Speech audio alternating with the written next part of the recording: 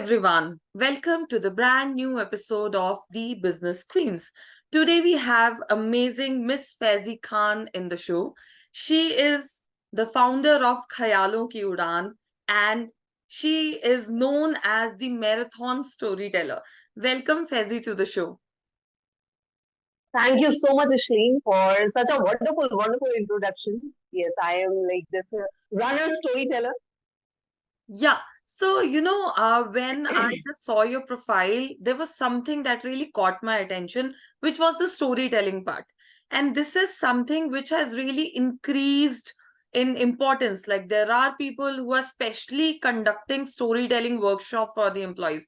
And you say you are a corporate storyteller as well. So tell us something about storytelling, first of all, like how is it important? How does it help people? So it helps people in understanding the concept better, and storytelling is something that reaches your subconscious. So that's the reason, even if we are using a smaller story behind the concept, the people are able to remember it forever. So it reaches their heart. Otherwise, we keep on doing when it comes to marketing or branding. If we just say a simple quotation of one or two lines, it won't be that impactful. In case if we recite a whole story behind that product or the mission around the product in a storytelling way, it is more impactful.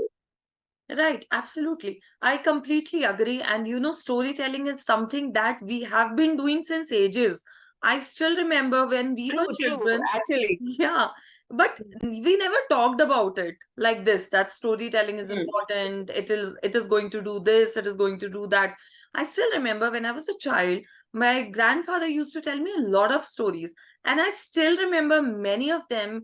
And now I can make out there were deep lessons imbibed in those stories. So Actually. storytelling is something that works for everybody, like right from your young age to the people who are in the old age, the corporates, for branding, for salespeople, for everything, I would say. So tell us something. How did you start your journey as a corporate storyteller? Like what inspired you to do that?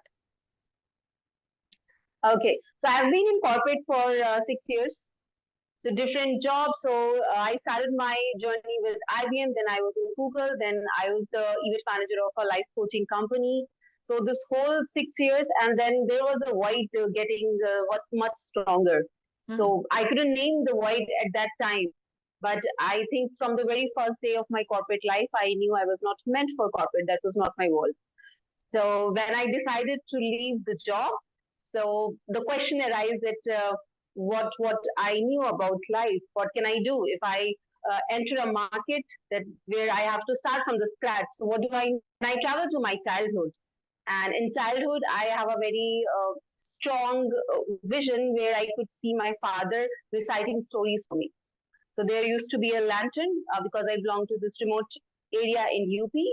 So right now I'm there only.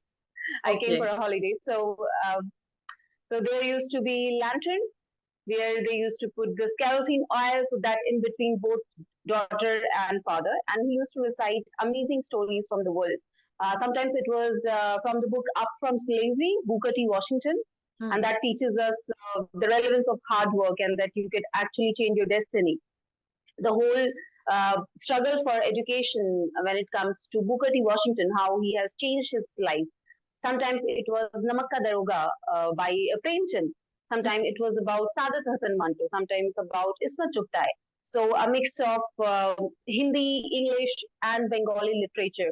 So my father used to recite small stories from there, and that became the strongest part of my childhood.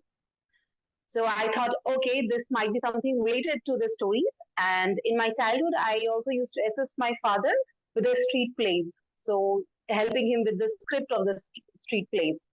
I think that all came together. Then I thought, okay, let me become a story writer. And as I have been a very introvert kind of person, so I was sure that I have to be behind the camera. So I just want to be a story writer, and so I started with a blog. So everything has started with a Khayaalon Ki Udaan WordPress blog that used to be for free. So and then I realized people were liking my stories. They used to wait for every Saturday. that okay, Faizi will post a new story, and every story was related to everyone about their struggles. Sometimes it was about conversations. Mostly were about the small stands that we take every day, and that makes a difference, and the compromises that you make in life, and where as per the society, we are said that you know what compromises are necessary.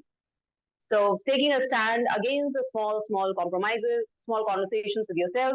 So people started liking those blogs, and there used to be a company, Kalamanthan, and the whole this generation of open mic were emerging. So they asked me in the end of 2018, I believe, that Faizi, you know what, I was like, hey, I'm not a storyteller. I'm just a story writer. I just want to be behind that camera. And they said, we have loved your stories. They are about so many things. So why don't you come at our open mic and perform one? And I was like, okay, let me give it a try. So my first story that I performed, it was Book.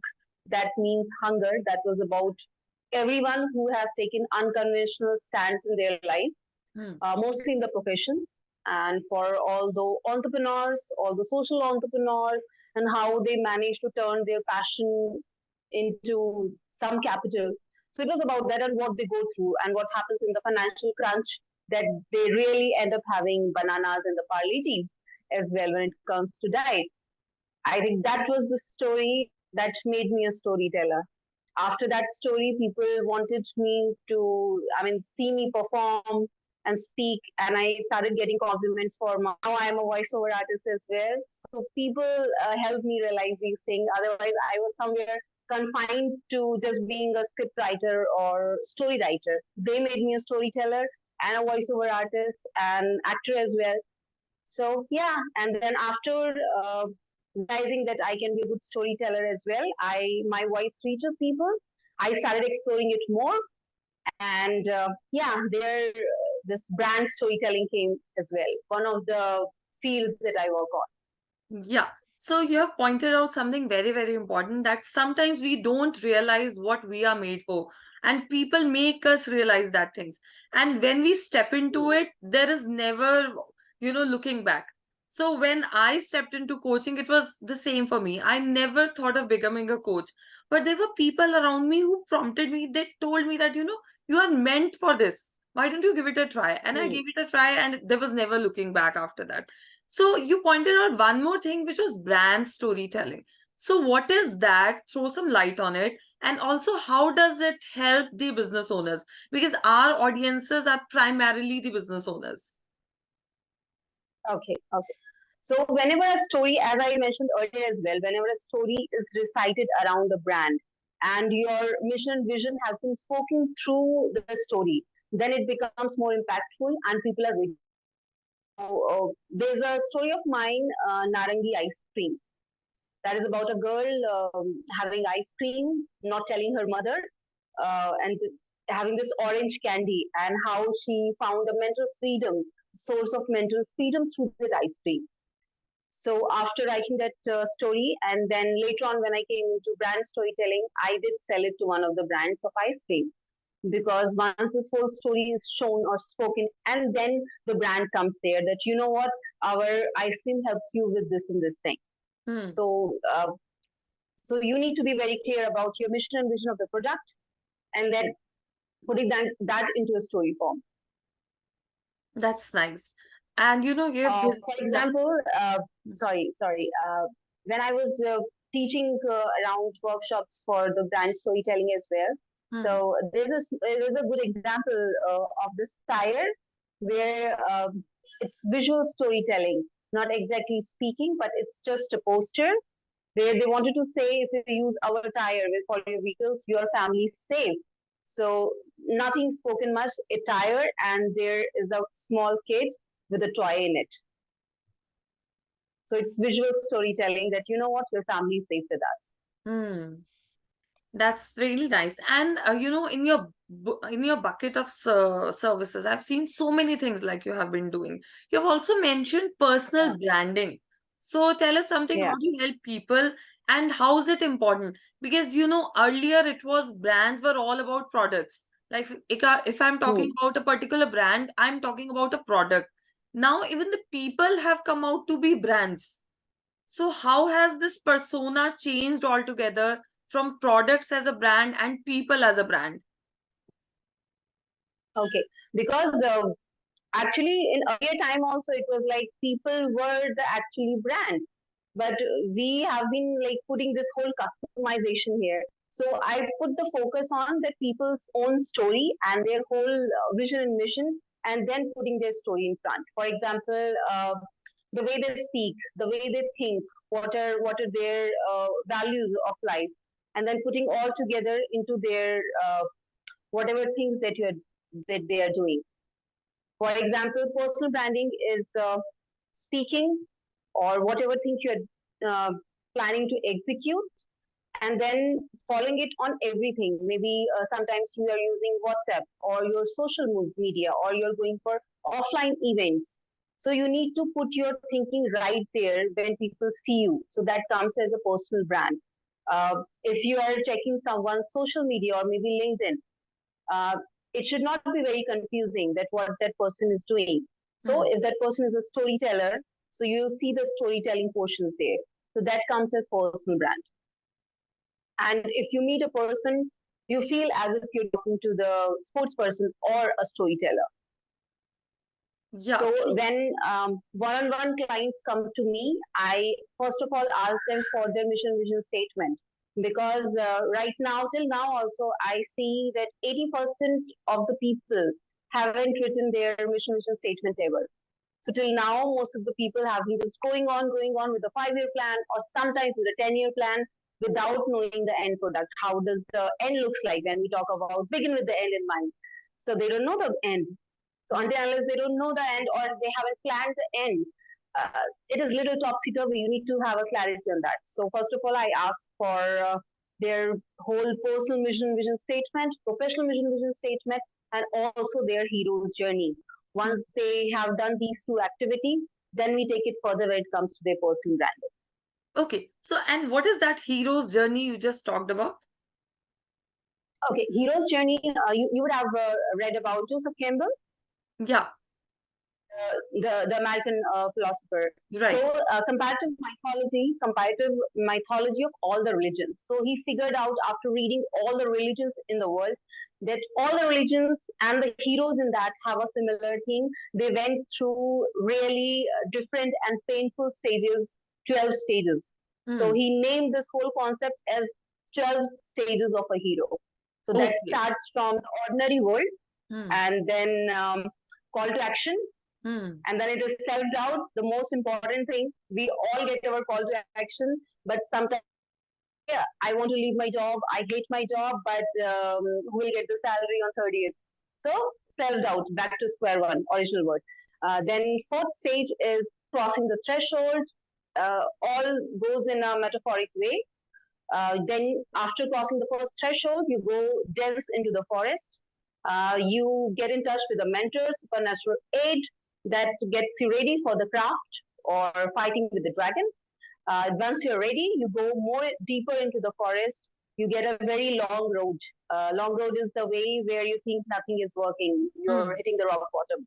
You're just hitting the wall in the life. So that is a long road. And on that long road, you will get people that will really push you harder to make things happen. Otherwise, there will be things who people who will pull you down. Hmm. And then you will enter the dragon's cave. And once you enter the dragon cave, you fight with the dragon.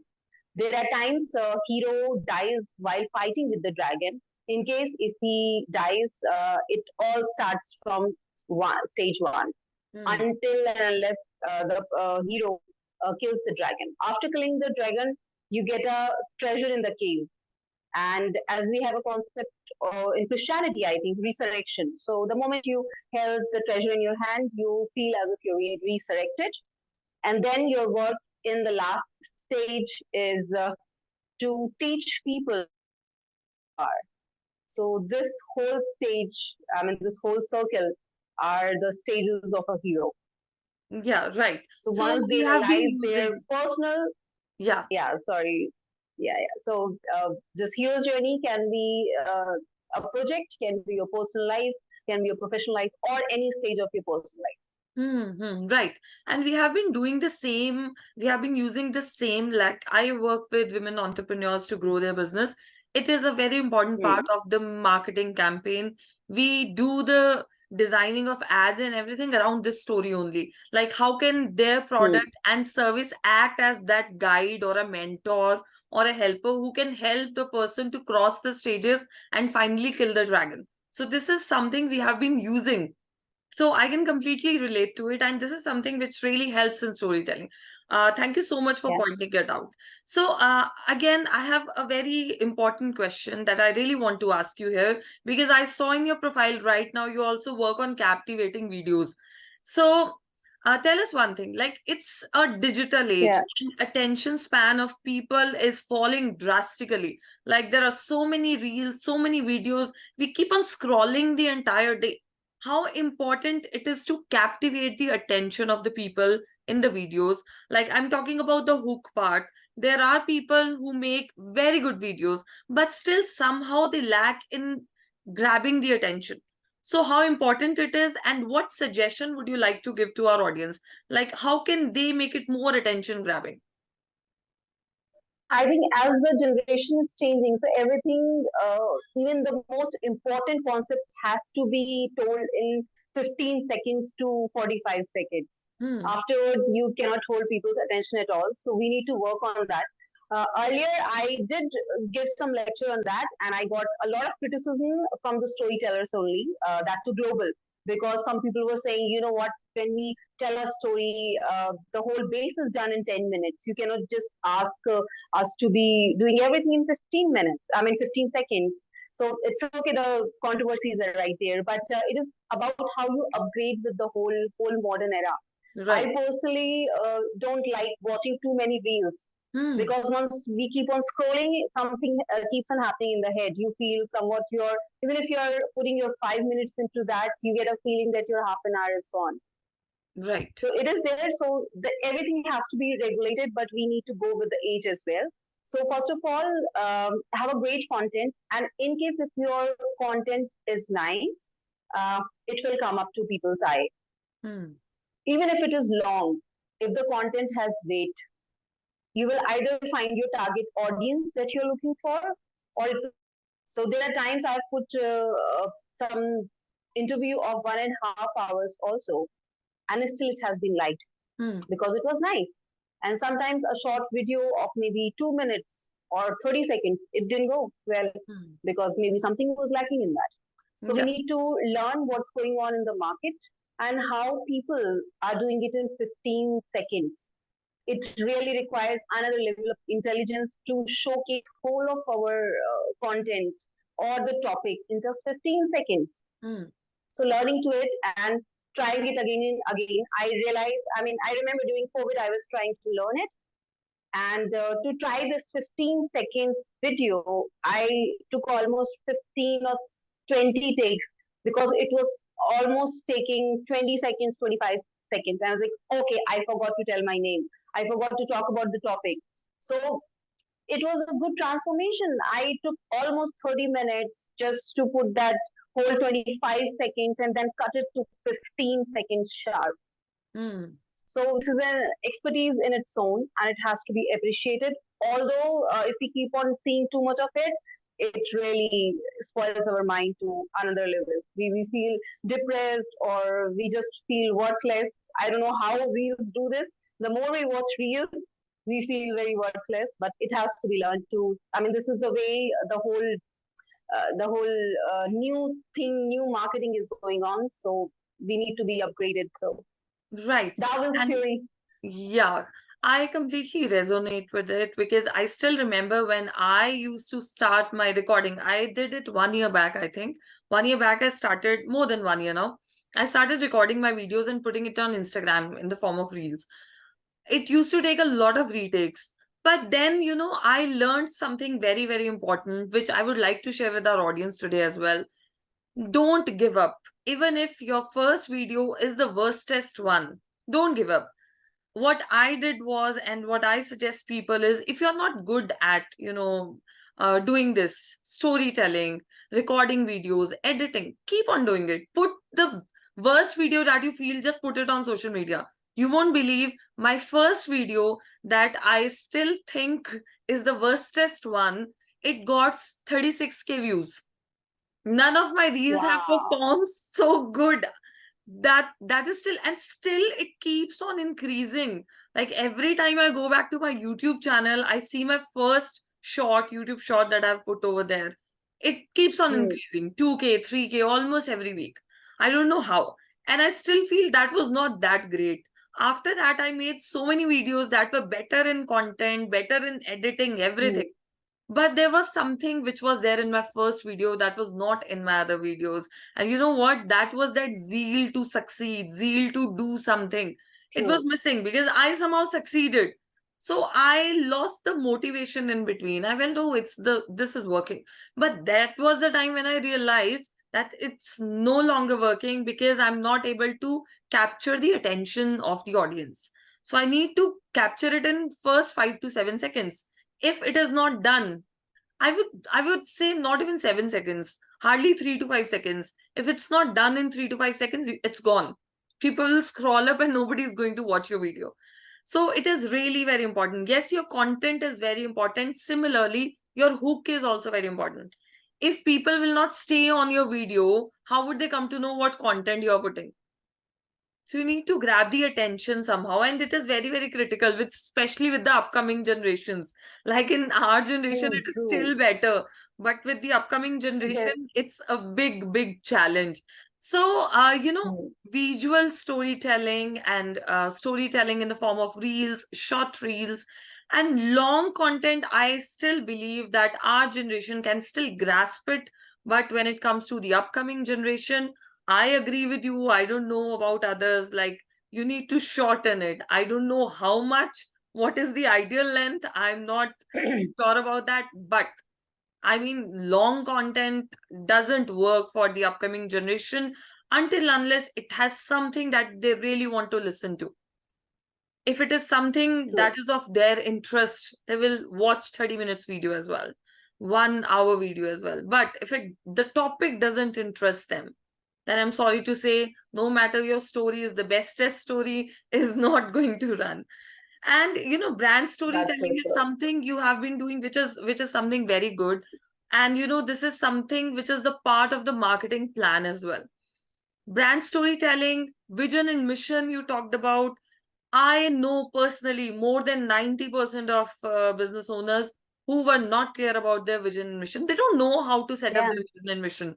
I mean, what they do is they go to their competitors, see their vision and mission statements, twist and turn it, and put it for them. Hmm. I mean, they don't have any clarity Hmm. about what does it Yeah. actually mean.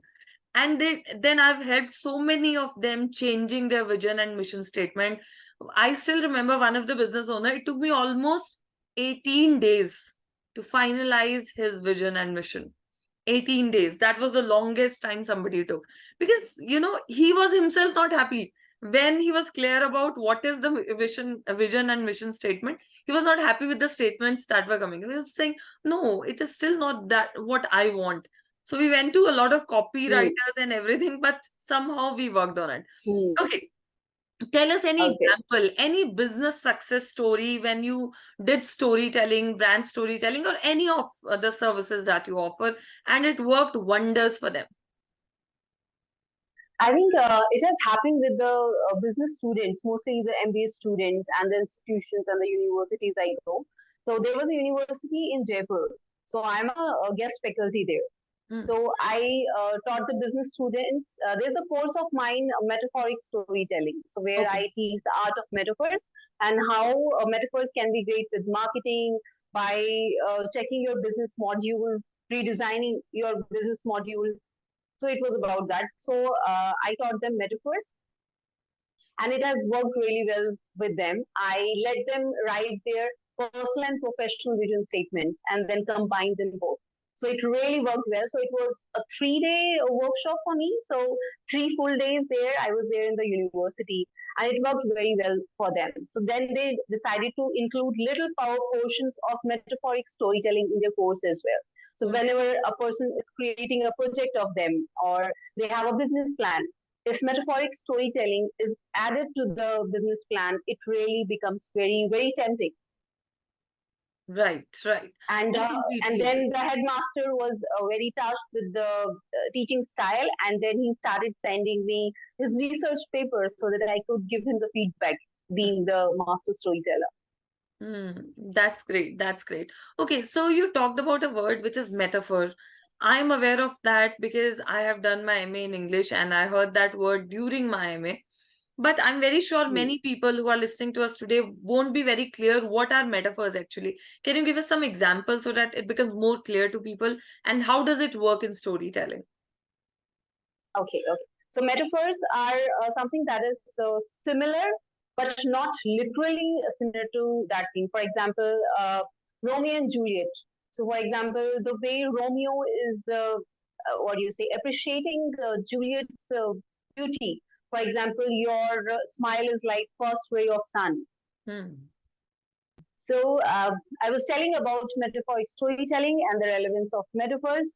So the same, but their depiction, I mean, how they're explained, they look similar. And for example, how Romeo is appreciating the beauty of Juliet. So in the sonnets that has been shown in Romeo and Juliet play, Hmm. if Romeo is saying, you know what, Juliet, your smile is like the first ray of sun, and the way your hair are, it is like the first wind that blows in the weather. So it is not exactly saying the beauty of Juliet and this first ray of sun, but if it is used to explain that or to compare both the things, it increases the weight of the topic and it makes it more beautiful, and it also affects your subconscious mind. When we read all the research papers about metaphors and the metaphoric storytelling used, so it does affect the subconscious of people, whoever is reading it, in fact, whoever is writing it. So it does affect a lot in the personal life as well. So maybe anything that is around, maybe a laptop in front of you, or maybe a pillow on the bed, it does impact something as well. So आप किसी और चीज का जो है comparison उसके साथ करते हैं, सो कहानी में वजन आ जाता है. जैसे Hmm. अगर बिस्तर पे पड़ा हुआ तकिया है, Hmm. तो उसके क्या मायने हैं. So this is how metaphoric storytelling works. As you are a coach as well, so you know how much is the relevance of metaphors in coaching. Right. You are a life coach as well, right? So I'm a business coach, but yes, I've been using Hmm. metaphoric storytelling a lot of times. And when I try to inspire people to do something good, I use metaphors like how Hmm. Lord Krishna did it. So, Sudama, Yeah. the whole stories. Then, I'll give a very basic example of a metaphor that I'm very sure many of us use, like Chand jaisi khoobsurat. So, you would have Hmm. heard this compliment many times, as beautiful as, Yeah. as soft as cotton. So that they are all metaphors. So they really help us. And, metaphors really help us in creating images in our mind. When you say something True. True. metaphorically, then people can create some image in their mind and it is retained in their minds for a longer time. One thing. Second thing, it is comprehended well because they can create Yeah. an image of whatever they are listening to. And when you are able to create image, you can relate to the thing really well. So it really helps in storytelling. Like recently, I was also reading about this movie, Citizen Kane, a Hmm. very old movie, and it is very well known for being this tragedy hero, a tragedy movie, one of the iconic movies. So in the end, the person asks about Rosebud. When the person is in his grave, almost in the grave, on this deathbed, he knows he won't, might not live another 5 minutes also. And if people ask him, "What is your last wish?" And my rosebud, and then he dies. So the rosebud is also a metaphor that he was missing his childhood or missing his mother, the love he never got. Hmm.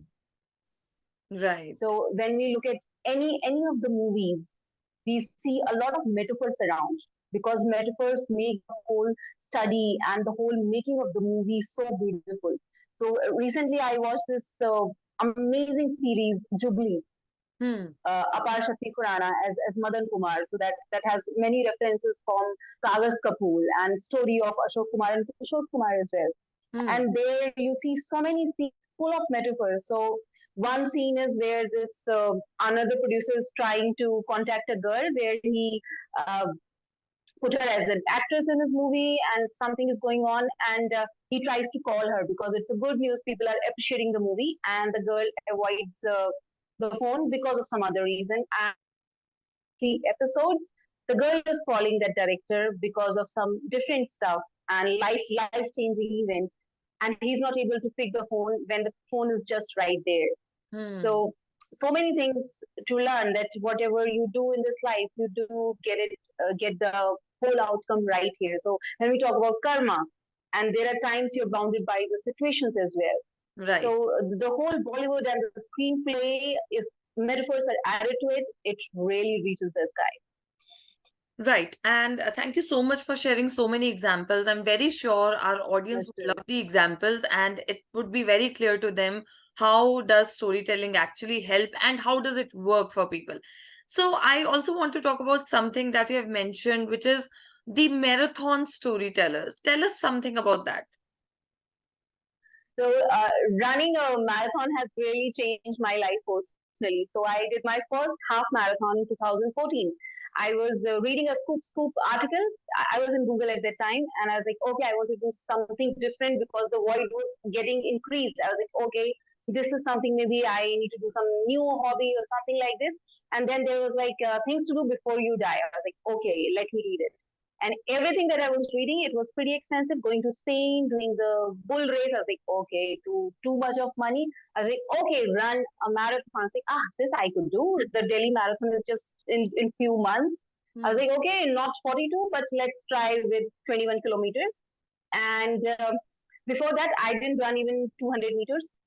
So preparing for a half marathon, 21 kilometers, was really life changing. Just the preparation also, I could see I was very intensely preparing for it, not meeting the extra people during the day I used to meet after the office. So everything was very well formed. Hmm. And then when I ran the half marathon, I realized that what happens when your body has gave up. It's like, okay, you know what, I'm not ready to run. And then you run with your mind and heart. Hmm. So what is the magic? So And you what is completed that it. one post? Yeah. So Wow. I completed it. Like, yeah. So I think that moment I decided that I won't be just doing it once. No, I have to do it more. Then I started doing more of ultra runs and full marathon. I did my full marathon in Mumbai. It was 2016. And then I realized running really helps me a lot, especially when it comes to taking the stands in life. You look at life in a very different way. You're so energized always, and you start looking at your relations with a different light. When you're running with your father, it's a different bond. When you're Hmm. running with your mother, or with your sister, or with your lover, or with your friends. So everything gets more intense because you're running together, or you're running and watching the sunrise together, or on the sunset together. And running really gives a lot in your body, mind, and soul. And then I decided, okay, I write about running. So my first prose was about जी हाँ मैं runner हूँ पैरों से ख्वाब देखता हूँ. Wow. So yes, I'm a runner. I guess I'm a runner, and I see dreams through my, and it went on a hit. So whole running community accepted this whole thing very well. So there was a event in 2019. Yeah, Runner of the Year awards. I and my friend were doing the anchoring for it. It was a very new thing for me. I didn't have much of the experience of stage or as a performer. And then I decided, okay, I want to do something new. I want to do something new. I want to write something running. Then I thought, what role in my life. So I thought, yeah, I left the job and somewhere I was on my feet and able to do so many things because I was getting the whole strength from running somewhere. It just adds much more to your life rather than just fitness. It is much more. So that's the role of a marathon or any of the running event. It gives you much more than just the physical strength. आपको बहुत सारी चीजों के stand लेने की आपके अंदर हिम्मत आ जाती है, और जो भी आपका पेन एरियाज होते हैं आप उससे बेहद अच्छे तरीके से डील कर पाते हैं. So this is what running does to you. So that's the reason I started meeting people, more and more runners, and I was searching for their reason for running and how they feel after running and when was their first run. So then I started writing about runners and their pain. Even my second book that will be coming this year, this is about running only. Okay, that's really nice, and that's amazing. When I'm listening to you, I don't know, I'm getting quite motivated and feeling I don't know whether I'll be able to do it anytime or not. But You will I be, also you will keep be, yeah. physically fit, most of the times, but never thought of running. But still, I will give it a try. But this highlights something very, very important that you just, the example, the practical example, your real life example that you just gave us, that your mindset and determination really matters. If you have that can do mindset, that I'm going to do this, then I don't know, whole universe conspires to get it done. वो शाहरुख खान का dialogue है ना, जब आप दिल से किसी चीज को चाहो तो पूरी कायनात उसको आपसे मिलाने के लिए जुड़ जाती है, something like that. True, So I completely true, believe true. in that. Your mindset really matters. So thank you so much, Faizi, for sharing so much with our audience today. It was Pleasure. indeed a pleasure. What is one message you would like to give to our audience that they would take away with them? I think that is just in case if you're getting suffocated because of anything, maybe the societal pressure or the parental pressure or your own pressure that you have created for yourself, just break the walls. Whatever you want to do, just follow your mission and vision statement. If you're very sure of bringing it to the market, bringing it to the world, things will happen. You will find your way yourself. You will have the power to take a stand and then execute it as well. So, where there is passion, do monetize it as well because both are equally necessary. So, just follow your passion. That's it, because the passion is from the heart and execution will be from the mind. Both of them do find their way. So, yeah, That's an keep following your amazing will message. and things will happen. That's an amazing Pleasure. message indeed. I completely agree. Go follow your passion, and the world is going to follow you for that. So that brings me to the end of today's podcast, everyone. This is Ishleen Kaur signing off. See you in the next episode. Bye bye. Bye.